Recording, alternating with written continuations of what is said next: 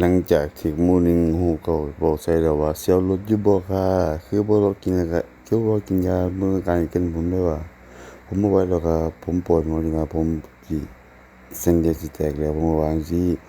มีการบอกใส่เฮาวางแล้วก็มีการโทรมาถามอีกเอาสิเอารถคือวางสายค่ะคือบ่บอกบ้านเลขที่บอกหยังทั้งที่เราบอกไปแล้วบอกว่าอยู่บ้านหลังไห้บ้า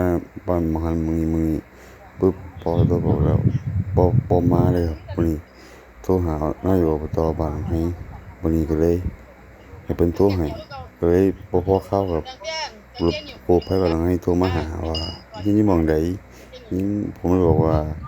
เฮียนอยู่หน้าโรงเรียนครับหินไผพรผู้ที่มานั่นก็รู้จักกันเพิ่นเลยว่าหินไผพรติแม่นสิเพราะว่าจั่งซี้เนาะครับทีนี้พอขึ้นรถไปแล้วเพิ่นก็วัดความดันแล้วก็เฮ็ดหยังเจ้าเฮ็ดนี่เครื่องหยังโอ้ขีบมือแล้วก็นอนไปผมนอนไปจนปวดไปถึงโอ้ฉันอยากให้มีแต่พูดถึงผมเข้าหาคนนี่แม่นบ่ติอยากให้เพิ่นบ่กล้ายืมเขาบัดนี้บ่อยากให้เลยบัดนี้พอไปฮอดแล้วไปฮอดห้องสิฮอดหน้าห้องสิเขาถามว่ามีการเป็นจั่งใดครับผมเลยบอกว่าปวดหัวแล้วก็หนาวแล้วก็คอร้อนตัวแล้วก็วิงนะครับเป็นหินเขาเข้าไปในห้องเย็นสิให้ผมไปอาบน้ำครับโอ้อาบน้ำอยากให้แม่ผมหนาวใจนี่ผมเลยอาบไปแล้วเขาเลยมาตรวจสารน้ำเกลือครับตรวจสารน้ำเกลือแล้ว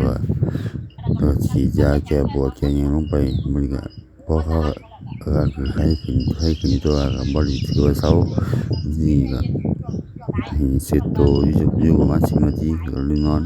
แม่ย่าบอกผมว่านอนโรงพยาบาลเด้อจ้าว่าน่ะโอ้นอนโรงพยาบาลน้องก็นอนตัวครับเพราะว่ามันก็อาการคือว่าหนักอยู่เพราะว่าปวดหัวมันจะอยู่บัดนี้พอแย่เข้าไปในห้องทึกซ้ายมาห้องเตียงเบอร์4ครับนอนปวดแค่เสียวแก้หนาวครับแต่บ่เป็นลมเสียแหมออกฮ้อนตัวปวดหัวโอ้ปวดหัวข้างเดียวบ่ได้อยู่บ่แม่นโอ้เป็นตาตายครับ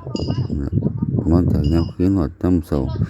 หลับๆตื่นๆบัดนี้มายามมาเว้นอีกยามวิ่งก็ปวดหัวบัดนี้